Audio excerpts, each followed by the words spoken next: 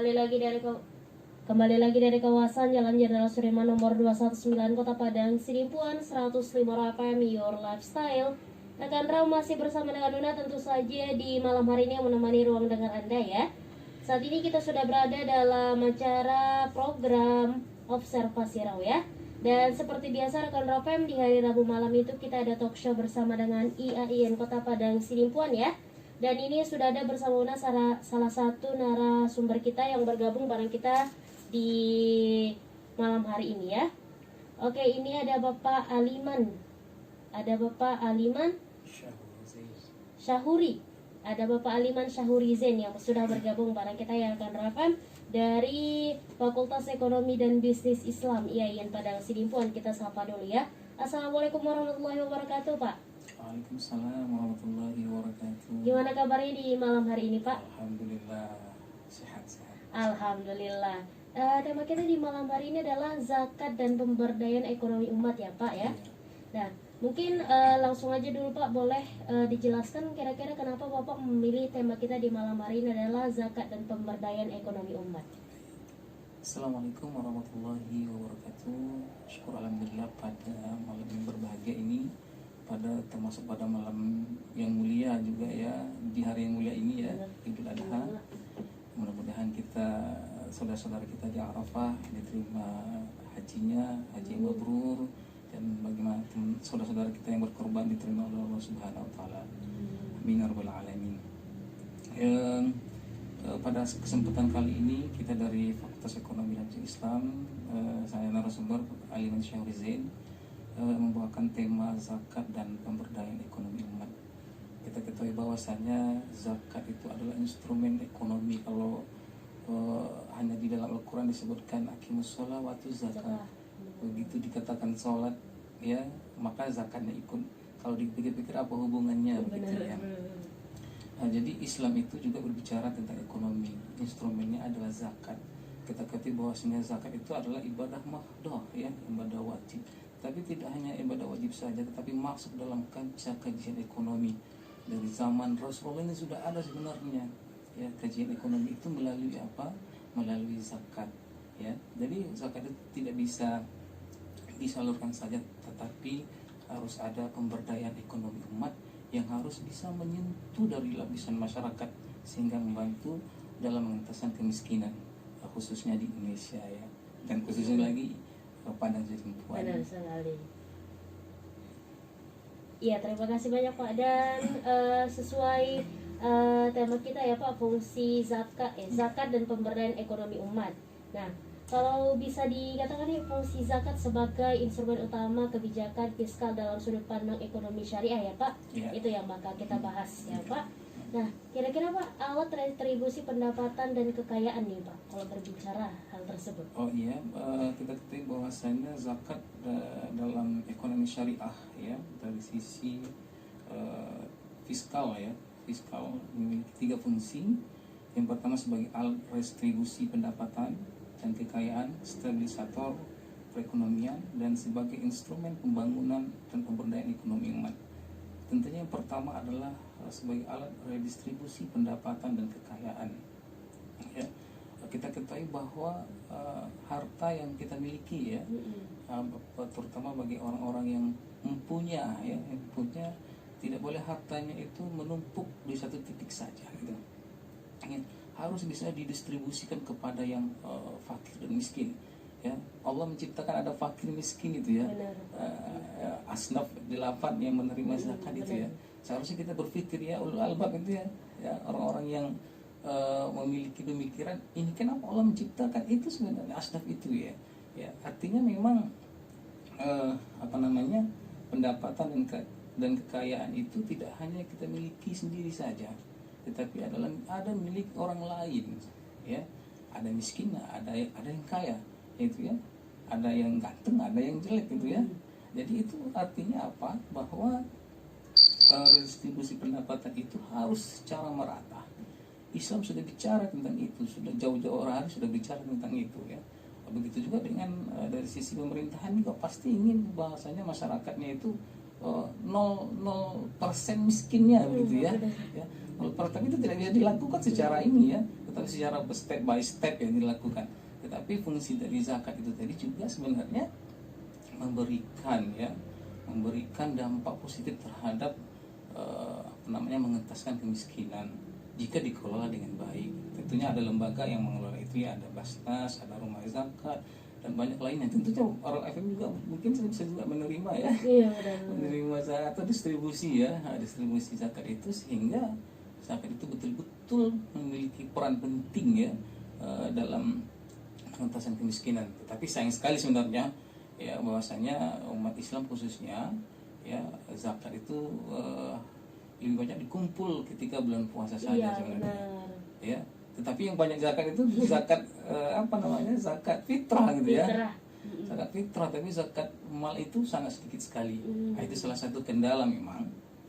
Kendala bagi kita bahwa ya tidak banyak atau tidak sadar gitu ya yang banyak berzakat, sehingga banyak yang berzakat lalu distribusikan ya, bagi orang-orang yang memiliki kebutuhan ini yang mendesak, terutama pada masa pandemi ini ya.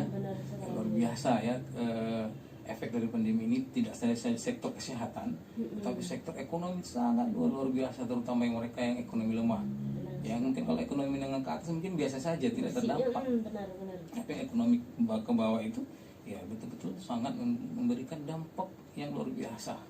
Ya itulah sebenarnya peranan, ada peranan pemerintah ya, ada peranan lembaga ya, ada lembaga keuangan, ada lembaga masyarakat, tokoh masyarakat ini saling membangun, saling untuk mengatasi problem dengan pandemi ini yang efeknya itu luar biasa ya. Iya Pak, kemudian fungsi berikutnya kalau tidak salah adalah untuk stabilisator perekonomian ya Pak? Iya, stabilisator kedua adalah stabilisator perekonomian ya. Zakat berperan menghadapi kondisi ekonomi yang sering mengalami fluktuasi ya. Sekalipun memang di negara-negara maju ya pasti mengalami goncangan ekonomi, termasuk juga di Indonesia ya. Saat sekarang ini masalah zakat itu dan bahkan wakaf juga ya, zakat wakaf itu juga berdampingan gitu sebenarnya. Ya, itu sangat booming sekali ya, dibahas baik dalam kalangan akademisi, lembaga keuangan ya, itu sebagai salah satu solusi sebenarnya. Salah solusi bagaimana ketika pemerintah ya atau ekonomi satu negara, atau katakanlah kita negara Indonesia perekonomiannya yang fluktuasi ya, maka zakat itu berperan menjadi stabilator ya, atau stabilator atau juga sebagai balance ya, membalanskan antara perekonomian di suatu negara termasuk di Indonesia.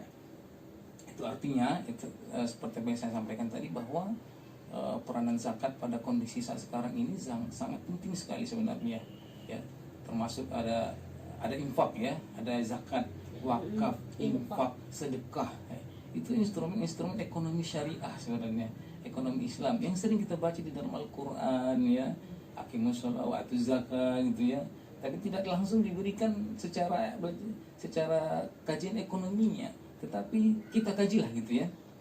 Kajian ekonomi itu tidak hanya berkaitan dengan ibadah saja, aqimus shalah saja, tapi juga berkaitan dengan ekonomi ya. Jadi dalam Al-Quran itu juga bicara tentang ekonomi. Jadi jauh-jauh hari sebenarnya Islam itu sudah berbicara tentang ekonomi Islam atau ekonomi syariah. Ya. Ya, terima kasih banyak Pak. Ini kita ada pertanyaan dari via live Instagram ya. Karena kebetulan kita juga laksanakan live Instagram. Ini pertanyaannya seperti yang disampaikan oleh Bapak narasumber. Katanya zakat itu sering dibayarkan orang hanya ketika bulan puasa ya. Kalau mungkin di luar bulan puasa hanya beberapa atau bahkan sedikit orang yang membayarkan zakatnya seperti zakat mal. Nah, jadi sekarang ini ada juga yang dinamakan dengan zakat penghasilan. Itu sama kira-kira dengan zakat sama kira-kira dengan zakat mal. Dan kemudian bagaimana perhitungan dari zakat penghasilan ini? Karena terkadang masih banyak yang menganggap penghasilannya belum bisa untuk dizakatkan. Maksudnya belum masuk dalam nasab zakat yang ya Bang. Jadi ada apa namanya, sebenarnya ada strategi mencari amal ini ya. Strategi mencari amal itu kebanyakan orang berzakat itu di bulan puasa gitu Iya ya. benar. Karena ketika amalannya itu berlipat ganda kan begitu kan ya, zakat fitrah, zakat amal, tetapi lebih banyak zakat fitrah sebenarnya. Benar. Ya, terkait dengan terkait dengan apa namanya, nasab gitu, apa namanya, pembagian itu ya, pembagian itu sebesar 2,5% gitu ya. Ada zakat profesi, ada zakat penghasilan ya, penghasilan dari apa namanya, berdasarkan seperti sawah gitu kan. Ya, begitu juga dengan seperti perkebunan gitu ya. Perkebunan sawit gitu ya, mana lebih tinggi apa namanya, pendapatan sawit daripada sawah gitu ya. Ada sawitnya banyak ya. Sawitnya lebih tinggi sebenarnya. Lebih tinggi sawitnya daripada dibandingkan sawah. Karena sawahnya begitu mau panen datang tikus itu lereng ya, habis semuanya. Kalau sawit secara kontinu lebih bagus ya.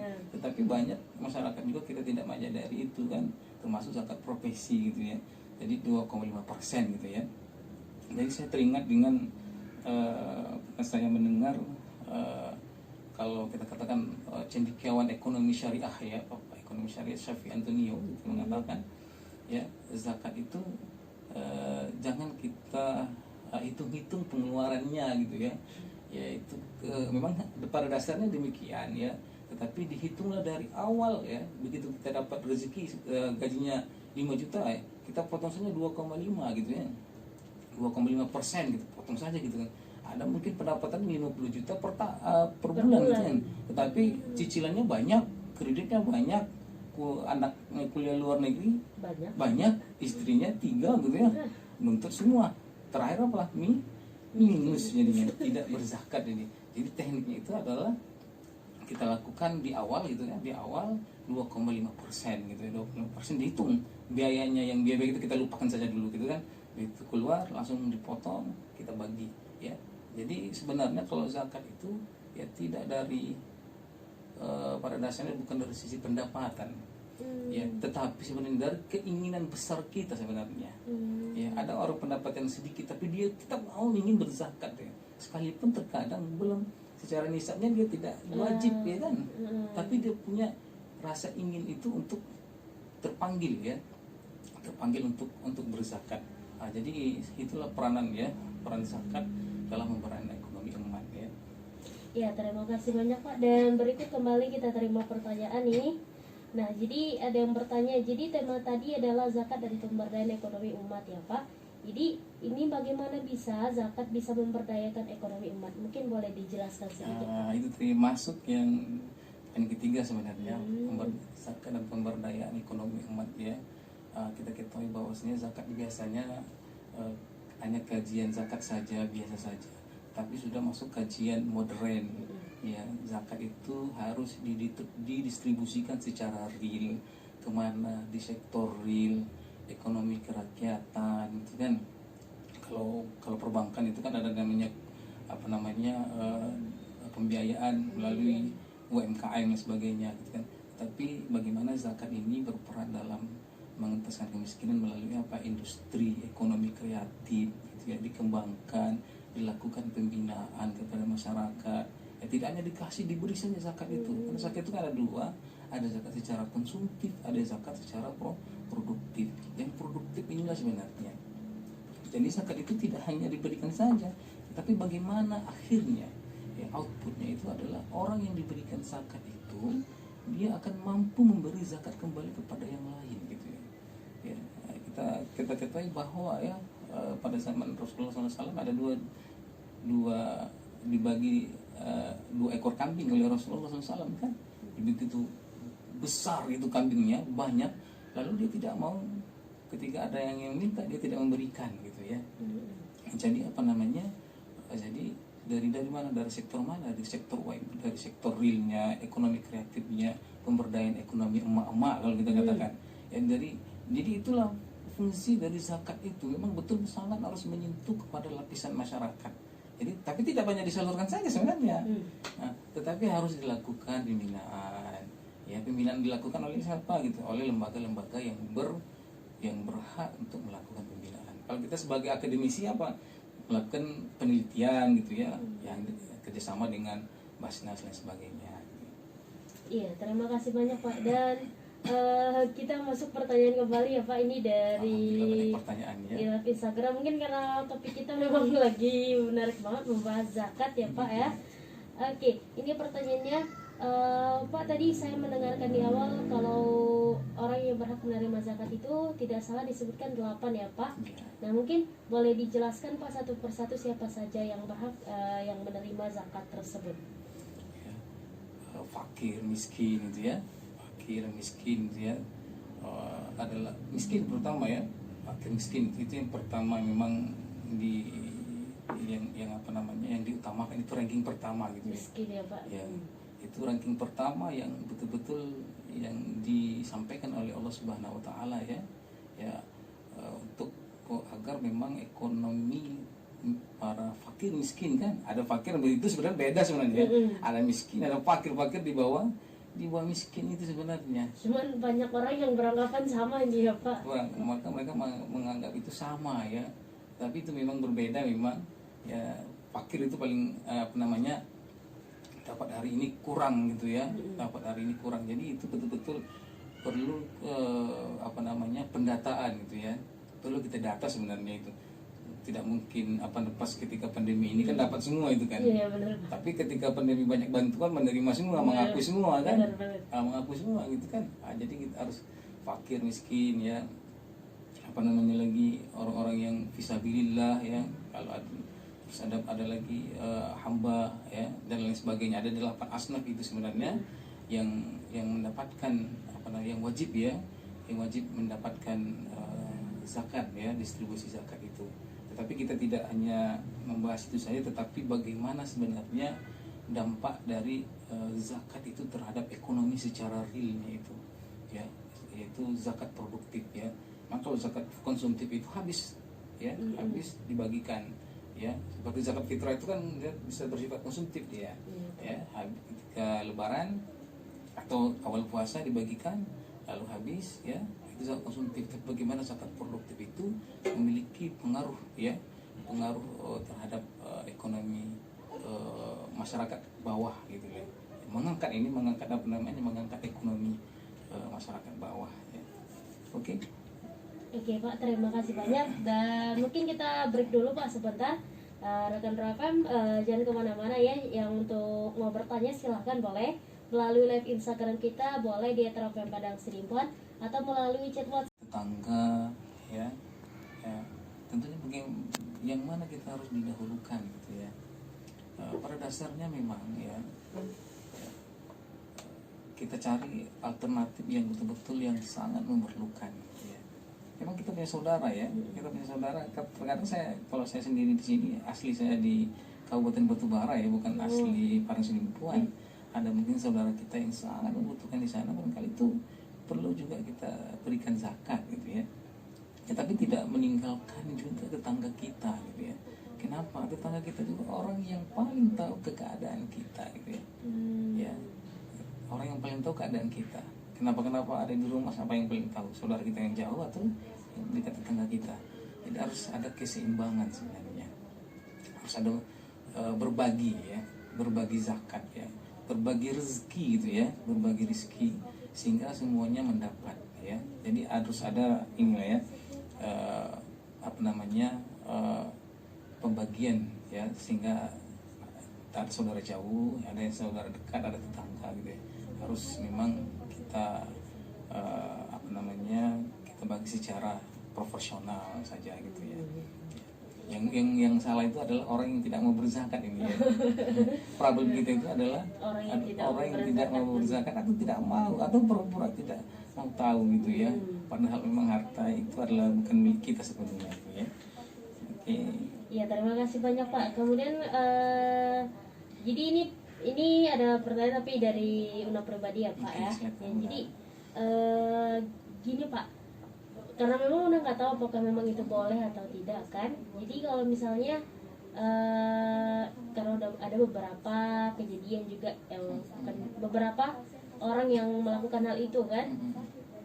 Gini, orangnya di Sidimpuan nih gitu ya, contohnya udah di Sidimpuan tapi dibayarin zakat sama saudara di Aceh gitu, kalau gitu boleh nggak Pak? Zakat apa ini? Zakat fitrah. Kalau fitrah boleh? Zakat fitrah. Fitrah Pada dasarnya sih boleh saja sebenarnya. Oh. Tapi tetapi seharusnya itu harus sunnah sendiri. Kenapa? Karena kita sudah mampu gitu kan. Kadang-kadang orang tua kita merasa kita itu kecil walaupun kita sudah tua, sudah berumur, kadang-kadang bahkan sudah nikah gitu. Tapi kita masih dianggap seperti anak ya kecil, karena mereka yang memang apa namanya melihara kita kecil sampai bayi sampai besar gitu ya. Ada juga sebagian orang tua seperti itu. Ya tetap anaknya dizakat fitrahkan. Tapi kalau kita mampu pula ya kan, mampu, yaitu kita keluarkanlah zakat kita sendiri kan. Tidak perlu lagi membebankan orang tua gitu ya. Jadi itu boleh ya Pak? Tapi sebaiknya memang kita sendiri yang mengeluarkannya ya. Tidak lagi membebani orang tua. Saya sudah mampu bilang gitu kan, karena memang itu kewajiban saya sendiri, hak kewajiban sendiri gitu kan, sudah bekerja ya, kita sudah mampu. Tapi orang tua kan menganggap kita masih anak gitu kan, tetap sebesar apapun kita kecil juga di mata mereka gitu ya.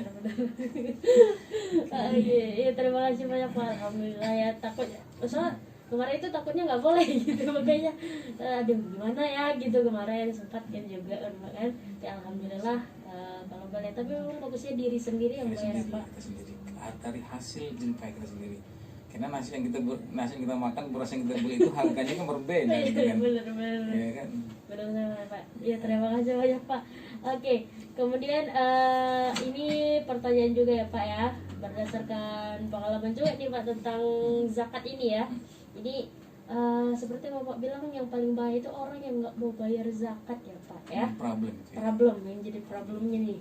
Jadi itu udah ada beberapa kejadian juga di lingkungan UNA, baik di lingkungan masyarakat, di lingkungan keluarga gitu kan, keluarga orang tua, terus ada yang lain juga. Jadi udah beberapa kali mendengar, udahlah nanti aja lah bayar zakatnya gitu, nanti aja lah, akan bisa lain kalinya gini, jadi problem mungkin ya Pak ya. Jadi kira-kira kalau misalnya dia udah tahu hukumnya nih ya Pak kan, bayar zakat itu bagaimana, tapi tetap juga nggak mau membayar nih Pak, menunda-nunda, itu gimana Pak? Kita ketahui bahwa zakat itu rukun Islam yang ketiga itu ya. Rukun Islam. Jadi kalau ada yang salah satu hilang dari itu, kalau haji mungkin hari ini jadi bagi orang yang mampu kan, manis to'ah gitu kan. Tapi ada yang hilang di situ, maka akan timpang apa namanya itu, perjalanannya pun akan tidak seimbang gitu ya kan. Itulah problem kita memang umat Islam khususnya itu. Kalau sholat kita itu bagus, ya 5 waktunya terjaga gitu kan. Dan makanya juga yang tidak mengerjakan sholat itu begitu kan, ya terjaga memang, ya terjaga sholatnya dan sebagainya. Hubungan hablum minallah itu kan, sholat itu hablum minallah ya. Hablum minannasnya mana gitu ya, hablum minannas itu ada, kalau kita katakan adalah zakat itu sebenarnya ya. Karena kita tidak bisa hidup sendiri gitu kan, hidup butuh ada kebutuhan yang harus kita jadikan sebagai konsumsi gitu kan ya. Padahal dia tahu itu kalau zakat itu bahwasanya hartanya itu sudah wajib dizakati gitu kan, tetapi tidak mau dizakati gitu kan. Maka zakat itu ancaman luar biasa itu ya bagi orang tidak berzakat itu. Kenapa? Karena itu dia memakan hak orang miskin sebenarnya. Dan bahkan zakat itu sebenarnya ya tidak diminta gitu. Kalau sekarang itu kan diminta, zakat itu diminta, tetapi adalah kita yang mendatangi mereka gitu. Zakat itu adalah kita yang mendatangi mereka, fakir miskin itu dan sebagainya ya. Tapi ini kebanyakan mereka yang datang ke orang yang kaya untuk diminta zakatnya gitu ya.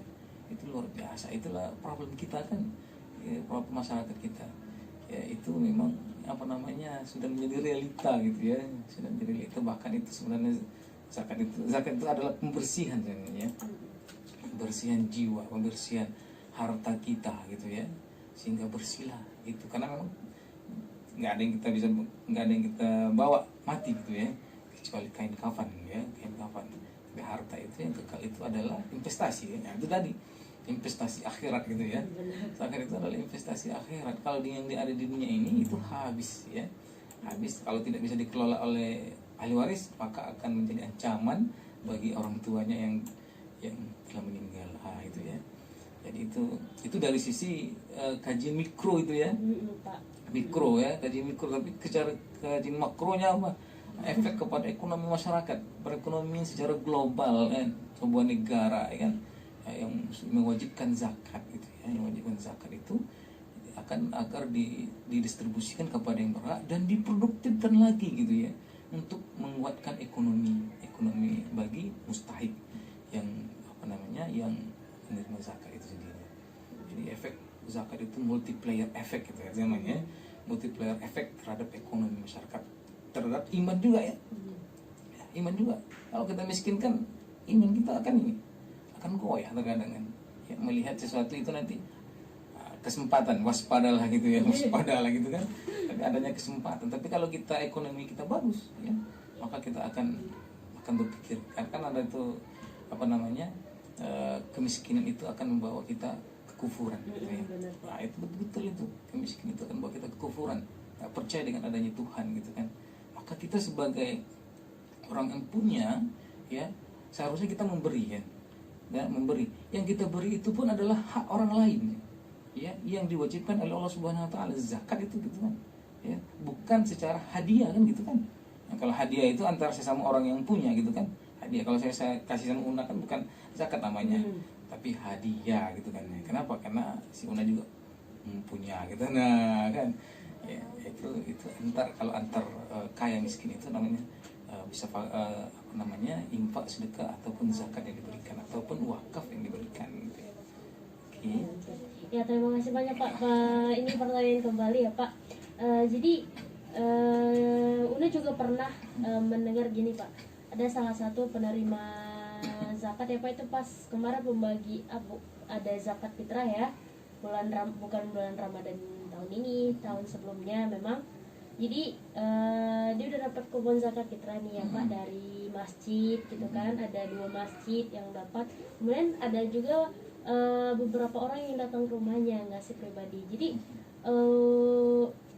gini, keluar kata-kata dari dia Pak, aduh kok banyak kali ya, ya gitu Pak kan, kok banyak kali.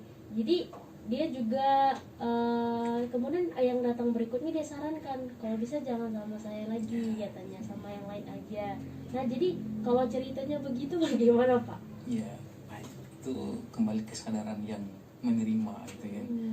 Dia merasa sudah punya ya, sudah banyak. Ini kan kalau kita di sini kan pada umumnya itu menjelang malam Idul Fitri gitu ya, iya, diberikan banyak gitu kan, banyak dibagikan ya. Padahal barangkali tidak terdata dengan baik gitu ya. Ada orang yang lebih menerimanya gitu. Itu tidak masalah gitu, tidak no problem gitu ya. Karena memang dia sudah merasa sudah cukup lah ini untuk kebutuhannya gitu kan. Zakat fitrah itu gitu kan. Ada zakat fitrah beras, ada uang gitu ya. Nah, jadi itu barangkali tidak menjadi masalah itu, tidak menjadi problem lah ya. Karena memang dia sudah merasa kalau dia sudah cukup ya. Ya itu memang perlunya distribusi tadi itu. Distribusi zakat itu memang amil kan itu kerjaan amil itu harus jelas distribusinya kemana, tepat sasaran atau tidak gitu, seperti penerima bantuan pandemi gitu kan. Nah, tepat sasaran atau tidak gitu ya, itu yang penting. Kalau dana itu mungkin barangkali banyak gitu kan, tetapi apakah dana yang diberikan itu tepat sasaran atau tidak kan begitu. Seperti atau bantuan lainnya ya, bantuan seperti ada bantuan desa dan sebagainya ya kan, itu memang bagus, tetapi apa yang diberikan itu tepat sasaran atau tidak, dibangun sesuai dengan kebutuhan masyarakat atau tidak ya begitu. Sehingga memang banyak itu problem juga ya, kita terlalu banyak problem ini ya. Jadi distribusi ya, sama juga dengan zakat ini, bagaimana distribusi zakat itu tepat sasaran ya, tepat sasaran, siapa yang berhak menerimanya gitu ya. Ada yang betul-betul berhak menerimanya, fakir gitu ya, ini wajib dia menerima ini. Orang-orang yang tidak mampu lagi bekerja gitu ya, ini wajib menerima secara konsumtif gitu ya.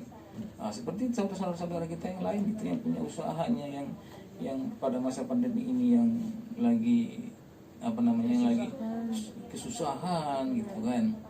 Maka ini peranan zakat itu sangat penting. Lembaga-lembaga zakat kita itu sangat penting gitu.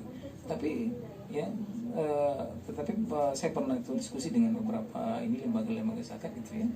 Ya, yang menjadi masalahnya adalah tidak banyak masyarakat mau berzakat gitu ya. Iya benar. Ya, tidak mau banyak masyarakat berzakat gitu ya. Ya ini juga itu dia, itu problem juga itu memang ya. Jadi dana zakatnya dari mana gitu? Kalau dana dari pemerintah itu diberikan, tapi ada juga problem lagi ya. Kalau dana zakat itu kan dana produktif itu harus berkembang dia, berkembang. Kan bahkan kalau bisa dia seperti pembiayaan sudah selesai dan berhasil itu dikembalikan lalu diberikan kepada yang lain. Gitu. Jadi bergulir dia. Jadi semuanya berkembang. Tapi ada juga masyarakat yang sudah dibagikan dana zakat itu, ya lalu habis, tidak berhasil gitu kan.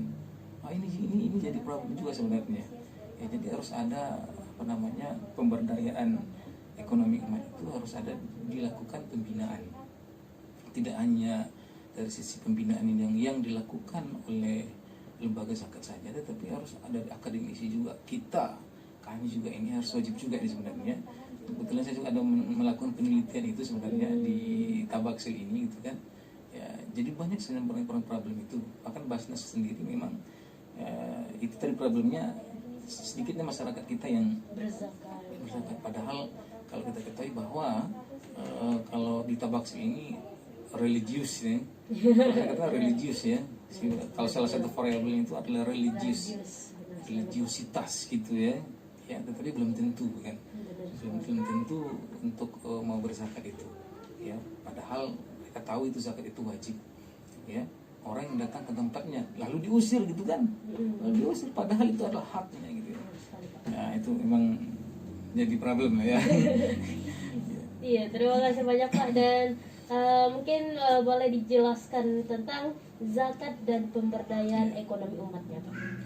Ya, kita ketahui bahwa zakat itu memang tidak bicara ibadah mahdhah saja, tetapi bicara terkait dengan dimensi ekonomi, perspektif ekonomi Islam, ekonomi syariah, yang berefek kepada terhadap ekonomi, terutama muzaki yang menerima zakat itu sendiri, dan hingga memang ketika nanti berhasil, lalu dia akan berzakat kembali kepada orang yang dizakati ya.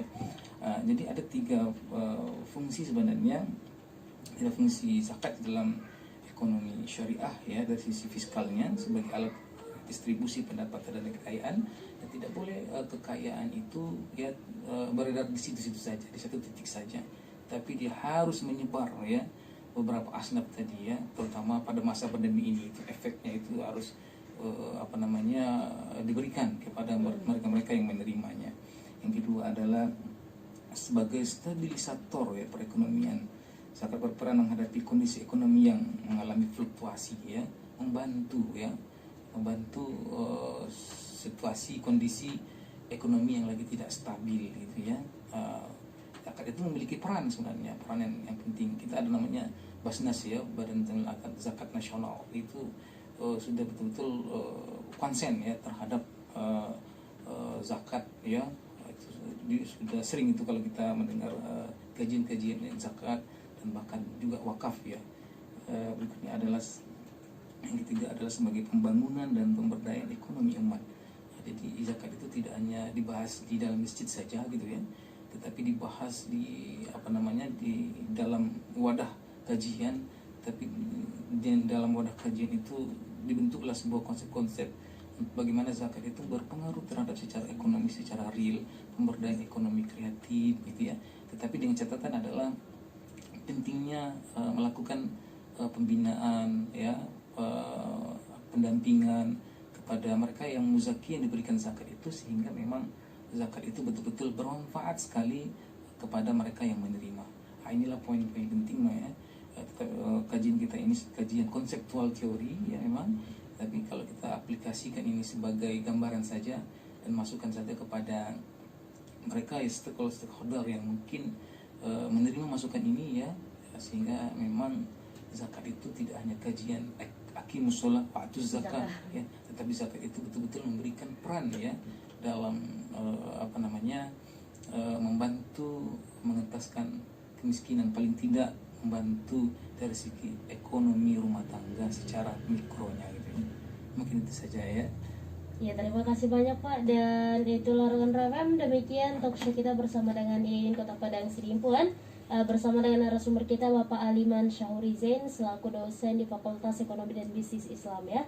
Mudah-mudahan apa yang disampaikan Bapak bisa menjadi hal yang kita utamakan nanti rekan FM, karena seperti dikatakan itu zakat itu bisa memberikan perubahan terhadap ekonomi masyarakat ya. Nah, jadi bagaimana bisa? Karena zakat itu bisa membantu masyarakat, apalagi di tengah pandemi kayak gini, di masa PPKM ya. Waduh, banyak yang nggak bisa jualan, kita lihat jam 9 harus tutup. Nah, padahal kalau bisa dibilang Padang Sidimpuan itu masih banyak yang ekonominya bergerak di malam hari. Nah, mungkin kita bisa terapkan ke depannya rekan FM, dan mudah-mudahan juga warga Kota Padang Sidimpuan ke depannya makin banyak yang bayar zakat dan makin banyak menyadari betapa pentingnya zakat itu ya. Mungkin bagi kita beberapa orang zakat itu nggak terlalu penting, tapi mungkin bagi beberapa orang lainnya zakat itu penting untuk mereka.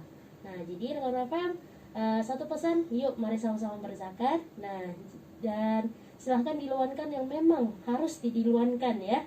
Nah, jadi ada perbandingan-perbandingan yang sudah disampaikan oleh narasumber kita tadi ya. Terutama lagi lihatnya yuk budayakan zakat gitu ya. Oke, yuk budayakan zakat, kita sudah ditambahi ya karena FM. Yuk budayakan zakat. Jadi mudah-mudahan hal tersebut bisa sampai ke hati kita, dan mudah-mudahan kita masih diberikan rezeki untuk membayarkan zakat kita ya rekan FM. Amin ya robbal alamin. Terima kasih banyak Pak sudah bergabung bareng Una di malam hari ini ya. Terima kasih kembali. Salam dari IAIN Kota Sidimpuan, khususnya Fakultas Ekonomi dan Bisnis Islam.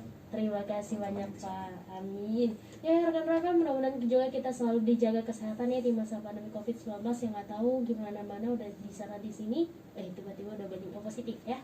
So yuk mari jaga kesehatan dan jangan lupa yuk bayar zakat. Nah, dan kemana-mana karena nanti udah bakal hadir kembali tetap di 105 FM Your Lifestyle.